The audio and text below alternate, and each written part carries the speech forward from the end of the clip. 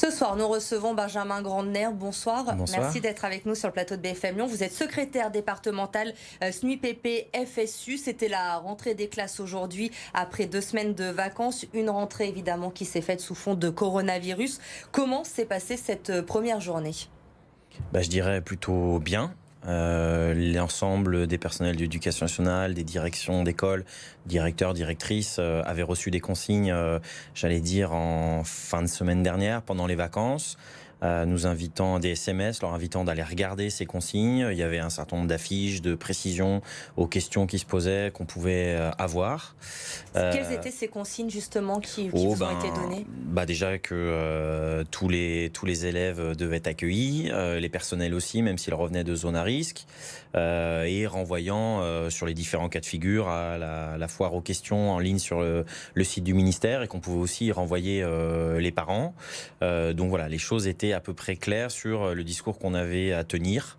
Donc ça évitait les craintes de dire des bêtises ou de faire un peu n'importe quoi en ce jour de rentrée, dans l'urgence de qu'est-ce que je dis à 8h30. À peu près clair, vous dites, ça veut dire qu'il y avait quand même une certaine prise par chaque enseignant. Chaque enseignant peut choisir comment parler aux enfants, comment s'adapter à cette crise du coronavirus ?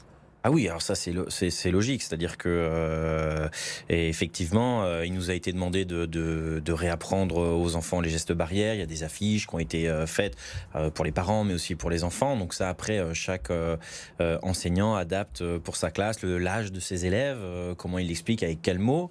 L'idée, c'est d'expliquer clairement les choses. On n'explique pas la même chose à un enfant de 10 ans ou un enfant de 3 ans ou à un collégien comment faire. Il y avait 2 semaines de vacances scolaires. Est-ce qu'on vous a demandé de poser la question aux enfants s'ils étaient partis pendant les vacances, s'ils étaient peut-être allés dans des zones à risque ? Est-ce que tout cela a été tracé avant que les enfants rentrent à l'école aujourd'hui ? Et en fait, c'était pas la peine d'après les consignes, puisque tous les enfants devaient être accueillis, donc il n'y avait pas besoin d'appeler avant et de se renseigner avant. Voilà, donc il n'y avait pas de limitation comme c'était les consignes préalablement. On est parti en vacances avec certaines consignes, on est revenu de vacances avec d'autres consignes qui nous ont été transmises par la hiérarchie, donc ce n'est pas la peine de faire ça.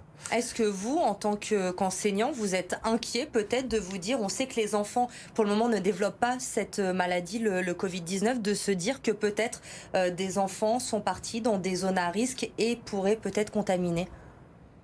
Est-ce que je suis inquiet ? Non, puisque ça peut m'arriver aussi dans la rue, dans mes activités ou voilà, ailleurs. Donc c'est vrai que non, je me sens pas spécialement plus inquiet que ça, même si les écoles évidemment sont des communautés où ça circule pas mal les maladies. On a vu notamment avant les vacances, les écoles ont été lourdement touchées par l'épidémie de grippe dite ordinaire. Voilà. Après, chaque jour de nouvelles consignes arrivent, donc je suis pas médecin, je suis pas responsable des services sanitaires, donc c'est pas à moi de juger ce qu'il y a à faire. Par contre, je veux pas être dans le trouble de quelles sont les consignes. Notre crainte, j'allais dire en tant que délégué syndical, c'est de découvrir à la télé comme tout le monde les consignes, alors que ce n'a pas été le cas.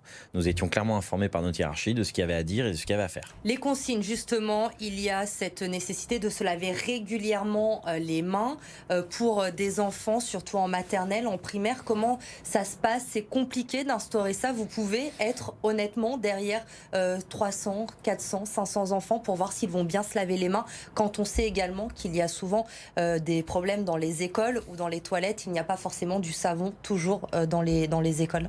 Ça, c'est évidemment le point noir. C'est-à-dire que avant même l'épidémie de coronavirus, tout le monde sait que l'hygiène dans les établissements scolaires, j'y rajouterais au collège, au lycée, on a tous été au collège, au lycée, on voit bien l'état des sanitaires, le manque de sanitaires, le manque d'équipement dans les sanitaires. Donc c'est sûr que les écoles sont peu préparées à avoir une hygiène stricte. Mais là, on vous demande justement de faire attention que les enfants se lavent bien les mains. Est-ce que vous avez reçu, par exemple, du gel hydroalcoolique pour pallier ce manque de savon ? Non, pas partout. C'est sûr que, j'allais dire pour l'instant dans peu d'endroits. La plupart, il faut en faire la demande ou les demandes de savon. Et donc, normalement, les collectivités locales en charge de ça, donc la métropole de Lyon ou le département pour les collèges, la région pour les lycées et les communes pour les écoles, doivent nous nous apporter tous ces éléments-là. Après, il y a quand même un problème de temps, il y a un problème de nombre de lavabos. C'est sûr que c'est voilà. Donc aujourd'hui, c'est compliqué quand bien sûr même que c'est de compliqué. mettre en place Bien sûr. lavage de mains régulier Ah bah non, chez les oui, enfants à l'école. c'est compliqué, c'est très compliqué. Et voilà, mais ça, tout le monde le sait, c'est évident. Donc, il faut multiplier les aides aux écoles. Il suffit pas d'en parler, il faut le faire en concret. Mais là, je peux pas vous dire des statistiques en disant, voilà, 80% des écoles n'ont pas assez. Voilà. On sait que l'hygiène à l'école, c'est compliqué.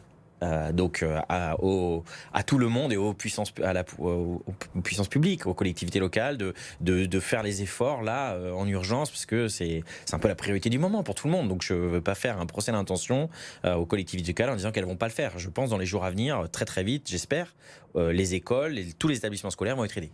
Est-ce que les enfants, aujourd'hui, vous ont posé des questions? Est-ce que vous avez décidé, vous, par exemple, de parler de cette crise du coronavirus avec les enfants aujourd'hui à l'école? Alors je vous le disais, hein, on est en train de parler d'enfants de 3 ans à 18 ans, hein, donc c'est évident que c'est adapté, mais oui, le principe d'un enseignant, c'est que quand des enfants posent des questions, on y répond. Voilà, c'est plus comme à l'école d'avant, hein, où c'est moi qui parle et les enfants écoutent. Donc, quand les enfants ont des interrogations, on y répond. Et puis, ils sont pas idiots. Si on leur demande d'aller plus souvent aux toilettes pour se laver les mains, ou etc., ils se posent des questions. Donc, tous les enseignants y ont répondu, bien évidemment. Vous avez l'impression qu'ils sont inquiets? Je ne peux pas, là, aujourd'hui, lundi soir, vous dire pour les centaines et les centaines d'élèves du département. Mais donc voilà, ça, je ne peux pas répondre à votre question comme ça, en tout cas pas moi. Est-ce qu'il y a des mesures qui ont été prises également, peut-être en ce qui concerne les sorties scolaires dans les jours ou les semaines à venir? Est-ce qu'elles sont maintenues? Est-ce qu'elles vont être annulées?